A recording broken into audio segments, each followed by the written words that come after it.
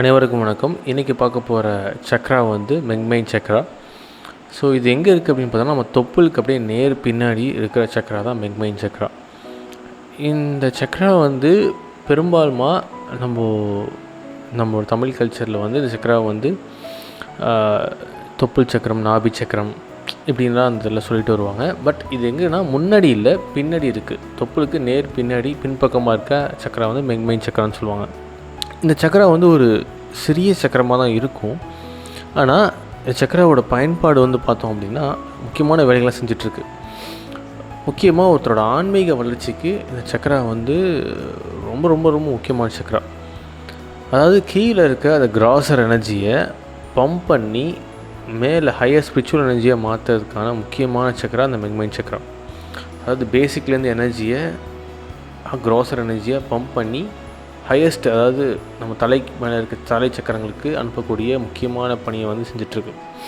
So அதனால தான் அந்த சக்கரா வந்து பார்த்தோம் அப்படின்னா, இந்த சக்கரா வந்து மால் ஃபங்க்ஷன் ஆகும்போது என்ன ஒன்று, அதிகப்படியான ரத்தம், அதாவது எனர்ஜி மோட்டில் ரத்தமும் வந்து பம்ப் பண்ணும். ஸோ பம்ப் பண்ணுறதுனால நமக்கு வந்து பிபி அதே மாதிரியான ஷூட்டப்ஸ்லாம் வந்து வரதுக்கான வாய்ப்பு இருக்குது. ஸோ அப்போ அந்த மாதிரி டைமில் வந்து இந்த சக்கராவை வந்து கிளென்ஸ் பண்ணி நார்மலைஸ் பண்ணாலே அவங்களோட பிபி வந்து குறையிறதுக்கான நிறைய வாய்ப்பு இருக்குது. ஸோ இது வந்து ப்ராக்டிக்கலி ஒரு டெக்னிக்காக வச்சுருப்பாங்க. ஸோ யாருக்கெல்லாம் மெங்மெயின் வந்து நல்ல ஆக்டிவாக இருக்கோ, ஸோ அவங்க வந்து ரொம்ப எக்ஸைட்டாக இருப்பாங்க. லைஃப்லேருந்து திங்ஸ், ஒரு விஷயத்தை செய்கிறதுலேருந்து ஒர்க் எல்லாத்துலேயும் எக்ஸைட்மெண்ட் இருக்கும். மெங்மெயின் வந்து லோவாக இருக்கும் போது எக்ஸைட்மெண்ட் வந்து கம்மியாக இருக்கும். ஸோ ஏன்னா மெங்மெயின் வந்து இந்த சடன் எனர்ஜி, அந்த ரஷ் ஆஃப் எனர்ஜி வந்து கொடுக்குது. ஸோ அதனால் எக்ஸைட்மெண்ட் அதிகமாக இருக்குது. ஸோ மெங்மெயினோட ஆக்டிவேஷன் குறையும் போது எக்ஸைட்மெண்ட் வந்து குறையுது. ஸோ அந்த மெங்மெயின் சக்கரா வந்து கிட்னியை கண்ட்ரோல் பண்ணும், urinary bladder and vital organs, இது மூணுத்தையும் வந்து கண்ட்ரோல் பண்ணக்கூடிய சக்கரா. ஸோ முக்கியமாக கிட்னியை வந்து டேரெக்டாக வந்து கண்ட்ரோல் பண்ணும். இது வந்து அக்குபஞ்சரில் வந்து பார்த்தோம் அப்படின்னா இது வந்து கேட் ஆஃப் ஃபயர் அப்படின்ற சொல்லுவாங்க. அதாவது இது வந்து பார்த்தோம்னா D4 அப்படின்ற பாயிண்ட் இருக்கும். இந்த பாயிண்ட் வந்து ரொம்ப ரொம்ப முக்கியமான பாயிண்ட். கிட்னி வந்து ட்ரீட் பண்ணுறதுக்கு, அதே மாதிரி இன்ஃபர்டிலிட்டிக்காக ட்ரீட் பண்ணுறதுலாம் ரொம்ப முக்கியமான பாயிண்ட் வந்து இந்த மெங்மெயின் வந்து யூஸ் பண்ணுவாங்க. ஸோ இந்த சக்கரா வந்து மால் ஃபங்க்ஷனால் என்னென்ன ப்ராப்ளம்லாம் வரும் அப்படின்னா, கிட்னி ப்ராப்ளம் வரும், யூரினரி பிளாடரில் வரும், வைட்டல் ஆர்கான்ஸில் வரும். இந்த சக்கரா வந்து ஒரு பர்சனுக்கு ஒரு சூப்பர் ஹியூமன் ஸ்ட்ரென்த்தை வந்து கொடுக்கும். ஏன்னா இந்த சக்கரா வந்து அட்ரினலில் வந்து டேரெக்டாக வந்து லிங்க் ஆகிருக்கு. ஸோ இந்த சக்கராவை வந்து நீங்கள் ஆக்டிவேட் பண்ணிங்கன்னா அட்ரினல் வந்து பம்ப் அதிகமாக இருக்கும். ஸோ அப்போ அட்ரினல் ரஷ் ஆகும்போது ஒரு இன்ஸ்டண்ட்டான எனர்ஜி வந்து நமக்கு கிடைக்கும். ஸோ அதே மாதிரி ஹையர் சக்கராஸ்க்கும் எனர்ஜியை வந்து இன்க்ரீஸ் பண்ணும். இந்த சக்கராவை வந்து நம்ம வந்து எனர்ஜைஸ் பண்ணாலே என்ன ஆகும்னா, ஒட்டுமொத்தமாக நம்ம பாடியில் இருக்க ஒரு எல்லா எனர்ஜி சக்கரா ரீஸ்டார்ட் பண்ணி விட்ட மாதிரி இருக்கும். வேகமாக எனர்ஜி வந்து சர்க்குலேட் ஆக ஆரம்பிக்கும். ஸோ இதனால் எல்லா சக்கராஸும் கொஞ்சம் பிகராகிற மாதிரி இருக்கும். ஸோ அந்தளவு முக்கியமான ஃபங்க்ஷன் இருக்கக்கூடியது இருக்குது. அதே மாதிரி யாருக்கெல்லாம் உடம்புல வந்து அப்நார்மலான ஒரு செல் க்ரோத் இருக்கும் இல்லையா, ஸோ அவங்களுக்குலாம் வந்து சக்கரா வந்து ஓவர் ஆக்டிவேட்டாக இருக்கும். ஸோ அதை வந்து இதை நார்மலைஸ் பண்ணோம்னா அது அப்நார்மலான செல் க்ரோத் வந்து குறைக்க முடியும். முக்கியமாக இதை சைக்காலஜிக்கல் ஃபங்க்ஷன்ஸ் அப்படின்னு பார்க்கும்போது சக்கராவில் வந்து ஒரு பர்சனை வந்து ஃபர்கிவ் பண்ணுறதுக்கான விஷயம் வந்து சக்கரா நார்மலைஸ் இருந்தால் மட்டும்தான் முடியும். ஒருத்தவங்க ஃபர்கிவ் ஈஸியாக பண்ணுறாங்கன்னா அவங்களுக்கு மெங்மெயின் சக்கரை வந்து ப்ராப்பராக இயங்கிட்டு இருக்குன்னு அர்த்தம். ஃபர்கிவ் பண்ண முடியல அப்படின்னா இந்த மெங்மெயின் சக்கரை வந்து ப்ராப்பராக இயங்கலன்னு அர்த்தம். ஒருத்தரை ஃபர்கிவ் பண்ணும்போது என்ன ஆகும்னா, அவங்க மட்டும் மன்னிக்கப்படலை, நம்ம சோலுமே வந்து எவால்வ் ஆகிறதுக்கான முக்கியமான விஷயம். ஸோ அப்போ என்ன சொல்கிறாங்கன்னா, ஒரு ஸ்பிரிச்சுவல் க்ரோத்துக்கு வந்து இந்த ஃபர்கிவ்னஸ் வந்து ரொம்ப முக்கியம். ஃபர்கிவ் பண்ண நம்மளோட ஸ்பிரிச்சுவல் எவால்யூஷன் அதிகமாகும். ஸோ அப்போ இந்த சக்கரா வந்து ப்ராப்பராக எனர்ஜியை பம்ப் பண்ணி ஹையர் சக்கராஸ்க்கு அனுப்பிச்சிட்ருக்கும்.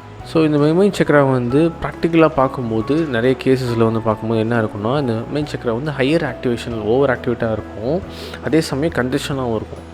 ஸோ கண்டிஷனாக இருக்கும்போது என்ன நடக்கும் அப்படின்னா, இந்த எனர்ஜி மேலே போகாமல் அங்கேயே தேக்கமாக இருக்கும்.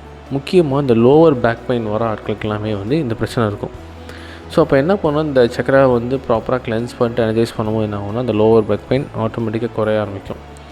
ஏன் வருதுன்னு பார்க்கும்போது, நாம் நிறைய பேர், அதாவது நம்மளே ஃபர்கிவ் பண்ணாமல் இருக்கிறதோ இல்லை நம்ம அடுத்தவங்களை ஃபர்கிவ் பண்ணாமல் இருக்கிறதோ ஒரு முக்கியமான காரணமாக இருக்கும். ஸோ இந்த ஃபர்கிவ்னஸ் டெக்னிக்கை நம்ம வந்து ரெகுலராக ப்ராக்டிஸ் பண்ண இந்த சக்கரா வந்து ரெகுலேட் ஆக ஆரம்பிக்கும், ப்ராப்பராக ஃபங்க்ஷன் ஆகும்.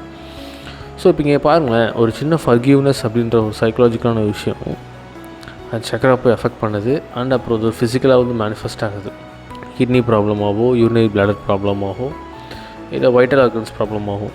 அப்போது இந்த ஃபர்கிவ்னஸ் நம்ம பண்ண என்ன ஆகும்னா, நம்ம ஃபிசிக்கல் பாடியும் நல்லா இருக்குது, மைண்டும் நல்லா இருக்குது, ஸ்பிரிச்சுவல் க்ரோத்தும் அடுத்த கட்டத்துக்கு எவால்வ் ஆக ஆரம்பிக்குது. உண்மையிலே உயர்ந்த ஆத்மாக்களால் தான் நம்ம ஒரு விஷயத்தை ஃபர்கிவ் பண்ணுறோம், ஒரு பெரிய கஷ்டத்தை ஃபர்கிவ் பண்ணுறோம் அப்படின்னா நிச்சயமாக அவங்க சோல் வந்து டெவலப் ஆகிருக்கு அப்படின்னு அர்த்தம். ஏன்னா அவ்வளோ ஈஸியாக அந்த ஃபர்கிவ்னஸ் வந்து வராது. ஸோ ஃபர்கிவ்னஸ் பண்ணுறதுக்கான ஒரு பெஸ்ட்டு டெக்னிக் வந்து பார்த்தோம் அப்படின்னா, நம்ம ஹோப்பனோப்பனோ அப்படின்லாம் சொல்லுவாங்க இல்லையா, அந்த மாதிரி நீங்கள் அந்த மாதிரி ப்ராக்டிஸ் பண்ணால் கூட முடியலன்னா கூட பரவாயில்ல, மனசார அவங்க மன்னிச்சிட்டேன் அப்படின்னு நீ ஒரு ஃபர்கிவ்னஸ் இருந்தாலே அதுவே போதும். எடுத்த உடனே வந்து கம்ப்ளீட்டாக அதை மன்னிக்க முடியாது. ஸோ ரெகுலராக நீங்கள் தூங்க போகும்போதோ இல்லை காலையில் எழுந்திரிச்சும் போதோ அந்த சம்பவத்தையோ அந்த நபரையோ இல்லை நம்மளையோ வந்து நீங்கள் மன்னிக்க தொடர்ச்சியாக ஸ்டெப் பை ஸ்டெப்பாக மன்னிக்க ஒரு கட்டத்தில் உங்களுக்கு புரிய வரும். ஓகே, கம்ப்ளீட்டாக அந்த விஷயத்த நீங்கள் பார்க்கும்போது உங்கள் மேலேயோ இல்லை அடுத்தவங்க மேலேயோ எந்த கோவமோ வெறுப்போ இல்லாமல் ஒரு நாள் வரும்போது நீங்கள் முழுமையாக மன்னிச்சிட்டிங்கன்னு அர்த்தம். அந்த சம்பவம் எதையுமே உங்களுக்கு பாதிக்காத மாதிரி இருக்கும். நீங்கள் அந்தளவு எவால்வ் ஆகிருப்பீங்க. அப்படி ஆகிட்டோம் அப்படின்னா அதுதான் முழுமையான மன்னிப்புக்கான ஒரு விஷயம். அந்த மன்னிப்பு வரும்போது இந்த மென்மைன் சக்கரா வந்து ப்ராப்பராக இயங்க ஆரம்பிச்சிருக்கும். ஸோ அதனால் உங்களோட vital organs, kidney, urinary bladder இதெல்லாமே அப்போ ப்ராப்பராகவும் ஃபங்க்ஷன் ஆகிட்ருக்கும். முக்கியமாக பிபி உள்ளவங்க இந்த மன்னிப்பு அப்படின்ற ப்ராக்டிஸை வந்து ரெகுலராக பண்ண ஆரம்பிக்கணும். அப்படி பண்ணும்போது இந்த சக்கரா வந்து நார்மலைஸ் ஆகிறதுனால உங்களோட பிபி அந்த எக்ஸஸாக ஷூட்டப் ஆகுறதோ லோவாக போகிறதோ இது வந்து நார்மலைஸ் ஆக ஆரம்பிக்கும். இதுக்கும் பிபிக்கும் என்ன சம்மந்தம் அப்படின்னு நீங்கள் உங்கள் மைண்டில் தோணுச்சு அப்படின்னா இதை பண்ணி பாருங்கள். ஸோ ஃபர்கிவ்னஸ் டெக்னிக்கை நீங்கள் வந்து ஃபஸ்ட் நீங்கள் ஜர்னல் பண்ணிக்கோங்க. என்னென்ன விஷயங்கள்லாம் உங்களை நீங்களே மன்னிக்கல, என்னதெல்லாம் உங்களுக்கு மற்றவங்க மேலே மன்னிக்க முடியாமல் இருக்கும். ஸோ 1 by 1 நீங்கள் ட்ரை பண்ணி பாருங்கள். உங்களோட மைண்டில் நடக்கிற மாற்றங்கள் ஃபிசிக்கலாகவும் பிரதிபலிக்க ஆரம்பிக்கும். ஸோ மென்மைன் சக்கரை பற்றி நம்ம கம்ப்ளீட்டாக பார்த்தாச்சு. அதோட ஃபிசிக்கல், சைக்காலஜிக்கல், ஸ்பிரிச்சுவல் ஃபங்க்ஷன் 3த்தையும் பார்த்துட்டோம். ஸோ அடுத்த வீடியோவில் வந்து நம்ம நேவல் சக்கரை பற்றி பார்ப்போம். Thank you so much.